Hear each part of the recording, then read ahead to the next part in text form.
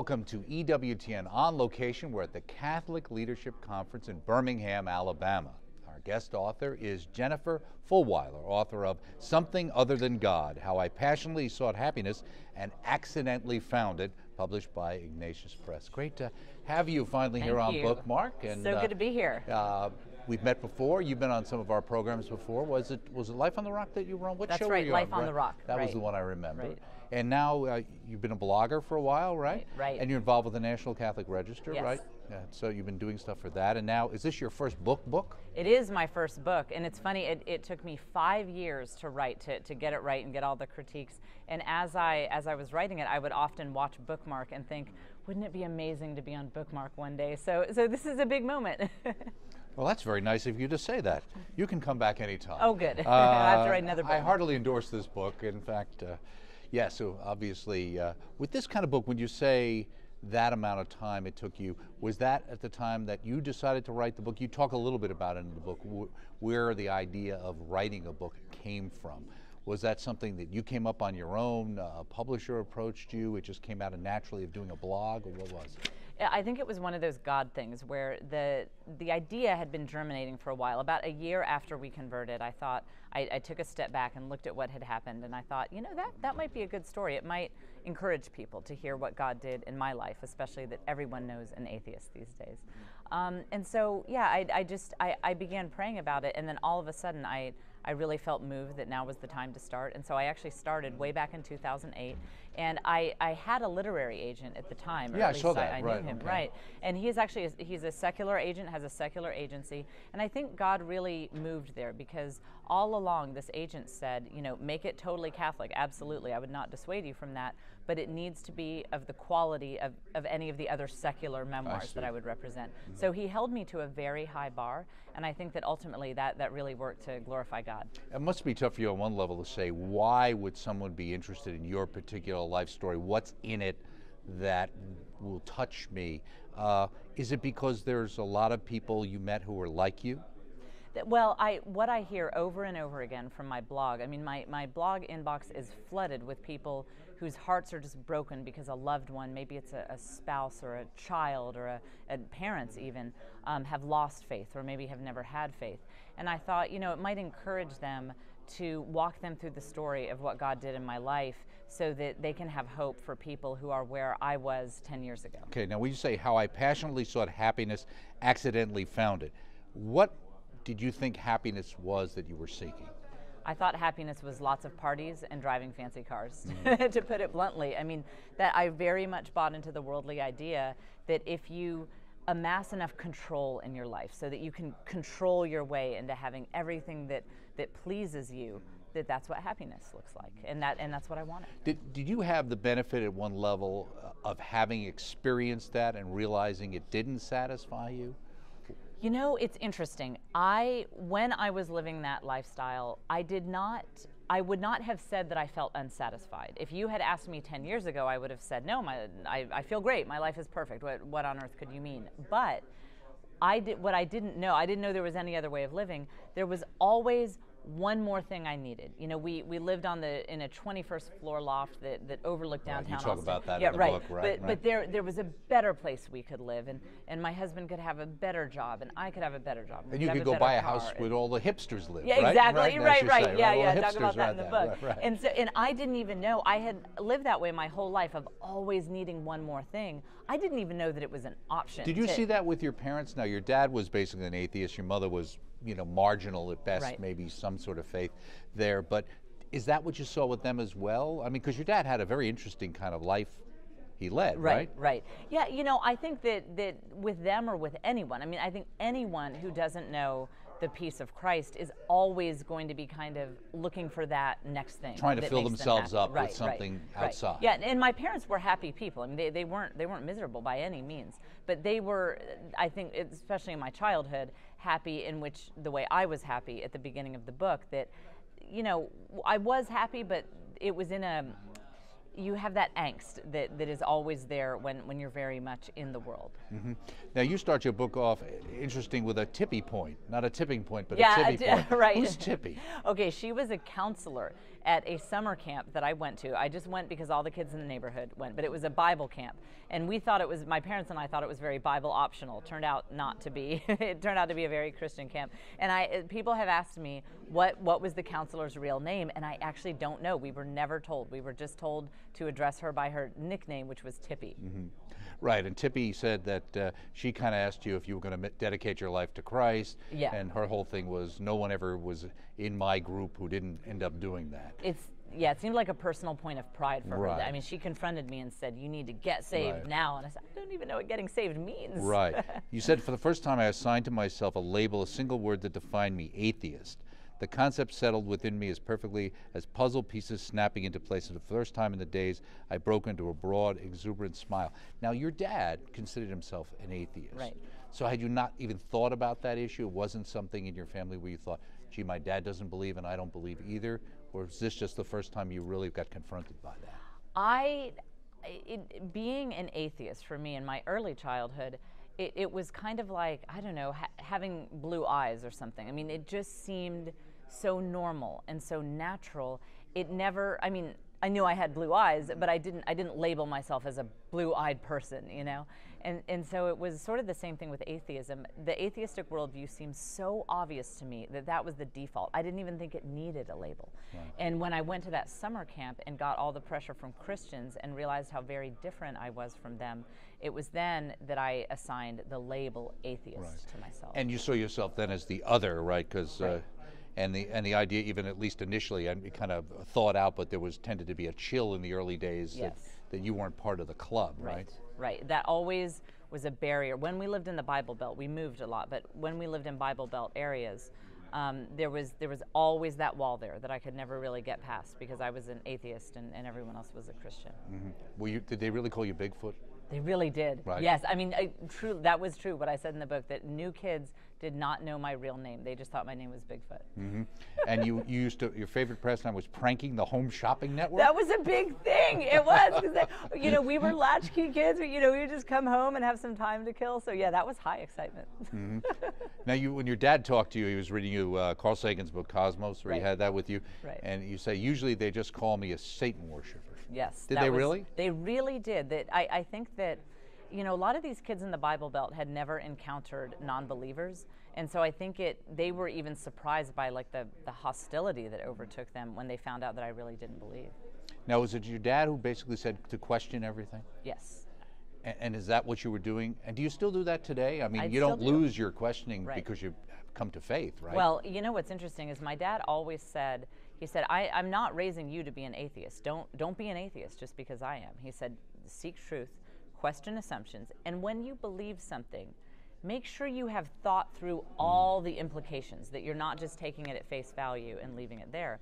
And so interestingly, first of all, he's very supportive of my husband and both of our conversions, because he says, true to his word, he said, I always taught you to seek truth, and I'm proud of you. You kind of have a letter that he sent you, there's like a note, right? Yeah, in the book, you see that later in the book. Right. But yeah, so I really see being a faithful Catholic as the fulfillment of my childhood belief system.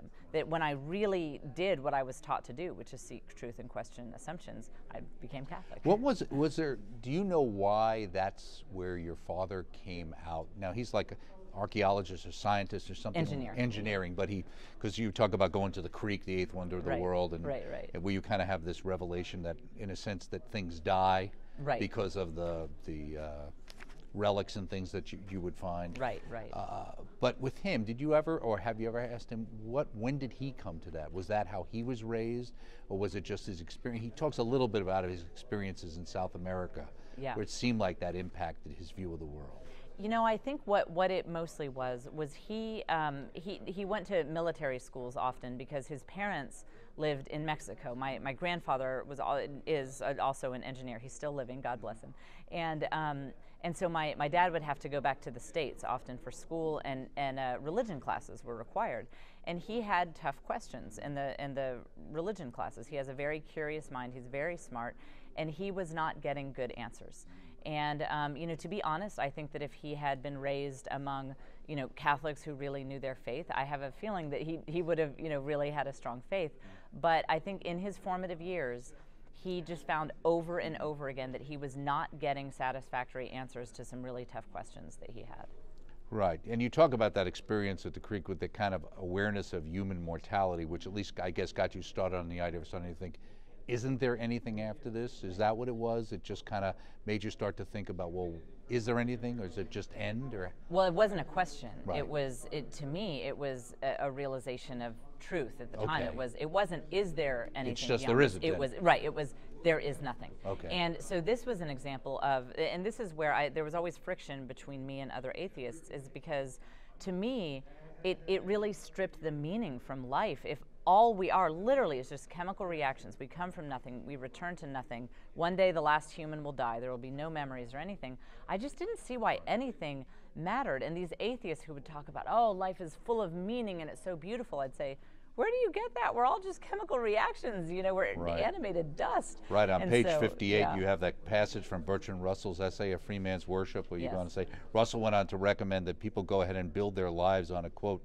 firm foundation of an unyielding despair. That was the kind of atheist I was. Right, right. Right, and so, and I felt like other atheists didn't fully think through the implications of a true atheist materialist worldview. You say the problem was that Christians screwed everything up. What do you mean that Christians screwed everything up? in your Well, mind? what had happened was I had concocted a sort of happiness where I willfully decided to just sort of go into denial, to pretend like I didn't know what I knew about the human existence as an atheist. But Christians were always kind of a pebble in my shoe, because I met some Christians who were pretty smart and they were believers, but I thought Christianity was so nonsensical that my take at the time was that it reminded me of how bleak the truth about human existence really is. That, like, look at this guy, he's so smart, but he's clinging to fairy tales, and oh, it just reminds me of that's how bleak life is, that you have smart people who become insane over it. And so they screwed up my attempts to forget the atheistic truths about reality. Now, originally, you started out at Texas A&M. Right. But it was a fairly religious school? It was the most religious public university in the country at the time. Very, very religious. Were they praying for Johnny Manziel, I guess? Yeah, Is that maybe their prayers were answered when he showed up at Texas Seriously. A&M? Okay. Yeah, God loves A&M. But then you ended up wherever? University of Texas at Austin, right? Right. You I go there, transferred specifically. I came from an old Texas A&M family. I wanted to stay at A&M, but it was too religious. Now, did you have a chance to go to Oxford, or did you just use that as an illusion? Yeah, We're no, talking about your grandparents. it was Okay. just an Saying, analogy. well, isn't yeah. A&M good enough Right. for? Oh yeah, A&M was seen as just the highest university in the world. Yeah. So, but I transferred only because it was too religious. Now, when was the last time you dyed your hair green? Quite a few years ago. Although I should have done it for Bookmark. You know, might have added. That's a right. nice touch. Hey, listen, we got to. They tell us we got to reach younger generation. That's We're not, right. There you go. Know, we're skewing too old with this program. They're going to cancel it. Now, you met somebody whose last name sounds familiar, Joel Fulwiler. Right. And you met him, and you said you felt it put on your heart. How did you feel you were going to marry him? Obviously, you were surprised that you had this intuition or whatever. What was it like? Well, see, it's weird when these things happen when you're an atheist, because he walked into this meeting room, we worked together, and I heard the words, literally heard the words, "You're going to marry him." Right. Now, obviously, as an atheist, I didn't think that And he was brought in to kind of be the fixer, right? Right, so, yeah. So you guys weren't sure what this was going to be. Right. I thought he was coming in to fire me, so Right, it was really weird that I would have felt that. And I didn't initially like him exactly. I didn't know anything about him, but because I saw him as the guy who was going to stop all of our parties, you know, this was the .com era where we'd have like thousands of dollar parties for nothing. So, but I heard these words, oddly enough. It was so strange, and I couldn't make heads or tails of why that had happened. Now you say, and you kind of started to go out a little, go into coffee and stuff. You talk about it and the relationship it built. You said it was only one potential source of tension because he was a smart guy. When he go to Yale, and Columbia Law School, right? So he's got all the credentials. Right. I'm sure your dad was like, "Hey, approved, good, sounds good here." Right. That Joe mentioned a couple of times that he believed in God. So he wasn't overtly religious, or just kind of in the background. Right. And what was he raised as? He was raised Baptist. Okay. But you know, effectively, and what you see in the book is that at that time in his life, he claimed to believe in Jesus, but his real God was career and success. I mean, all he cared about at that time was just achieving kind of, that sort of. And he had been highly successful. Yeah, right. Right. He was working. Right, exactly. Now, it's interesting later because as you start to kind of wander your way about God, you say something and he says, you said, I waited for him to elaborate on it. Yeah, I think you said something about that once. I waited for him to elaborate on a statement. I expected more of a reaction. He remained silent. So I asked him, does that bother you that I don't believe in God? He says, nah, he said casually, you're reasonable, so you'll get over the atheism thing eventually. Right. He did not take my atheism seriously. He just thought it was a phase? Or? I mean, he knew that I was truly an atheist, but to him, it would have been like, you know, if he met me and he saw that I was a truth-seeking person and I said that I believe that a little elf lives in the closet in my room. I mean, to him, atheism was so nonsensical that he said, like, you know, you're sane, you're reasonable. So if you keep asking questions and seeking truth, you're going to see that this is nonsense very quickly. You start to get the right answer. Yeah. Now, when you guys ultimately got married, you were pregnant, what, within 4 months? Pretty soon afterwards. But you also had been told at one point in time that it would be difficult for you even to get pregnant, right? Right, yeah, so we were surprised by that, yeah. Right, but it says the real source of my shock, though, was due to the fact that I effectively lived in a world which babies didn't exist. Yes, I think this is hard for people who are raised in Catholic culture to understand just how much babies and young new life were not part of my life. I mean, growing up, were you an only child? I am an only child, okay. And Joe was also an only child. Okay. So, you know, no brothers and sisters. I have thought back through my whole life to make sure that this statement is correct, but it is true. I never had a friend who I was close to, whose house I visited, who had a baby in the house. But when my son was born, I had held babies on 2 occasions in my life, and Joe had never held a baby. I mean, they were not part of our culture. Right, exactly. So now in chapter 10, somehow you end up in a Christian section of a bookstore. Right. How did you end up there? It was the craziest thing, very hard to put into words. I was walking into a bookstore, and on the far back wall, far away from me, I just felt drawn to this one book. I couldn't see anything about it, couldn't see the title. Looking back, obviously it was the Holy Spirit, but at the time I just thought, I don't know what this is, but I have to see this one book. So. And that was a journalist's personal investigation of the evidence of Jesus? Right. And you say, because you had studied journalism at one time, right? So right. That intrigued you because it said journalist? Right, in fact, I respect you said it journalists. In fact, you said that was annoying in one case. I thought that they were abusing the term journalist. But they weren't. And it was Lee Strobel. Right. And he also went to Yale. That's right. He went to Yale Law, right? Okay. Right. So that impressed you. It did. And you read that book. Yes, and here's the big thing. The big thing about that was I believed that he really did used to be an atheist, because I had heard other people make those claims, but then when I would read their writing, I would think, but that's not how atheists think when you describe what you used to believe. And so even more— Were they more like agnostics at that point in time? Okay, one example is someone might say, you know, back when I was an atheist, I felt shackled by the chains of sin. And I was like, but atheists don't really believe in sin. How could you believe that there's sin? Yeah, exactly. I mean, maybe they were in different circles than I was, but right. My atheist friends and I there was no sense of being weighed down by sin. That was just not part of our lexicon. So Lee Strobel spoke my language, and I think that was maybe even more important than any one point he made, was that I believed that he really was an atheist, and I was intrigued by that. You said what made Christianity's story so challenging was its specificity. Right. Why was that so challenging? Because, you know, I think one of the reasons that people who were searching immediately feel drawn to Buddhism is there's kind of a little bet hedging, and everything is in the ether of thoughts and experiences. There's this idea of, dukkha, if I'm pronouncing that correctly, that, suffering, and, you come to peace with it and whatever. But Christianity says this one guy, he had a name, Jesus. He went to this one party on this one day, on a specific date on the calendar, and he changed water into wine.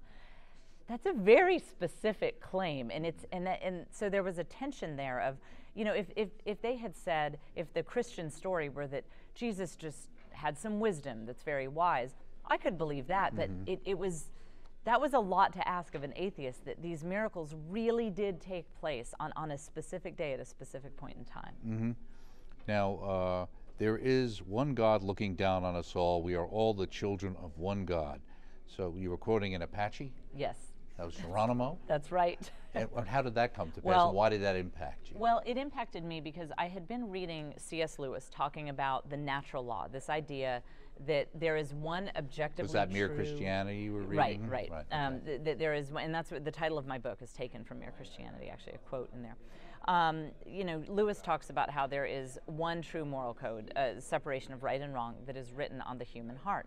And I was at a resort, on an Apache resort that was, you know, former Apache grounds, you know, used by the tribes.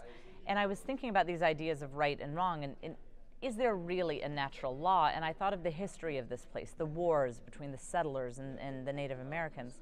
And what I realized is that what happened in these wars really proved out Lewis's point, that the settlers would have said that the Apaches had a totally different moral code. But when you think about it, they were arguing over whose land it was, but none of them ever said that people don't have a right to defend their land. It was just a matter of, you know, disagreeing over who owned it or whatever. Right, but okay. it's kind of complicated. I go into it in the book, but basically it made me see that there really is a natural law that is written on every human heart. Mm-hmm.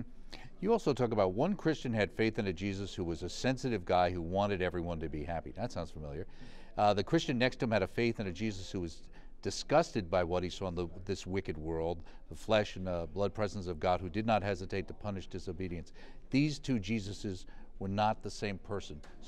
But that made you think it was true, or you needed to explore it more? That made me think it wasn't true. True. That Right, was at a point right. in the book when I was That's what I'm thinking wondering. that- You would yeah, think that I somebody might- would say, right.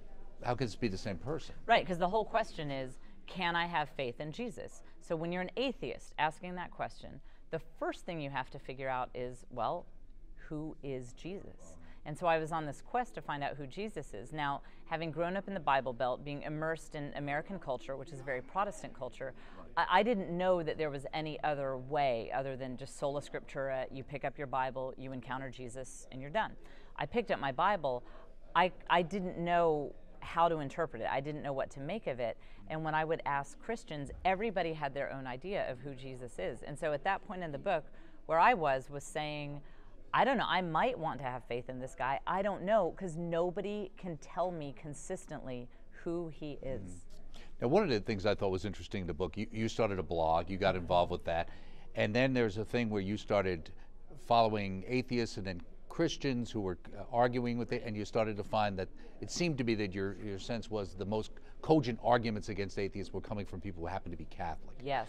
And you were looking at something in the blog, and Joe looked and he said, he's Catholic, you know, they're all Catholic, etc. Or you realized that, and he looked, he's Catholic, isn't he? They're nuts. Right. He really had no Right. patience for Catholics. But it's amazing, how quickly did it take? It's tough to tell from the book. He kind of takes that on, but apparently then he decides to do his own research, right? Right. And he's the one who ends up with the idea of actually going to church, right? Exactly. You know, it was surprisingly quickly that Joe had always been very anti-Catholic, but like me, he was truth-seeking, and he was very interested in what is true. And at this point in the story, you know, before I had said his God was success and career, but he was going on a transformation in that sense, and so he was finally interested, at least, in what is true about Christianity. And when he set out to look at what is true, you know, set his biases aside and just simply seek truth, he very quickly saw the need for authority, and that, you know, he was still hesitant about the Catholic thing, as was I, but what we came to agree is within Christianity, the only plausible theory Right. of how this makes sense is the Catholic Church. That's right. And I think there's wonderful pages here, 118 and 119 in the book, where you go to Mass, and where he basically, because he was reading like early church fathers and things like that, lays out how, see, look at where this is from. All the things in the Mass are right out of the scriptures, right out of the early church, Right. that this is not something that somebody made up. That obviously impressed him. Very much so, because he was since he'd always been a Christian, he was very interested in to see just how much the Catholic Mass is exactly what the first Christians were doing. Now, were you also surprised? I mean, in a way, you were the atheist, so I guess it came further. But he came quicker to the Catholic point, and even to the point where he was reading something that had to do with abortion, right? Right. And he said, so you're not even open to hearing the Catholic point of view. No, I wasn't. Right. Because I was absolutely convinced that abortion was the key to women's freedom. And I thought, you know, a good God wouldn't want women not to be free. And so I said, I had actually become one of those people who said, and this sounds terrible, but this is how confused secular culture will make you. I had come to think by that point, reading up on Catholicism, that life in the womb was probably human. That's where I was at that point.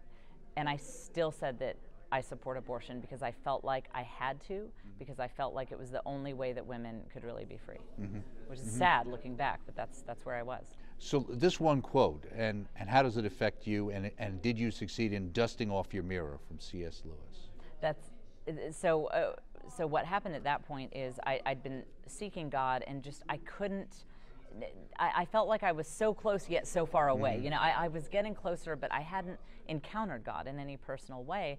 And I came across yet another wonderful C.S. Lewis quote where he says that some mirrors reflect light better than others, not because light has preferences, but because some mirrors are cleaner than others. And that was the first time, we talked about sin earlier.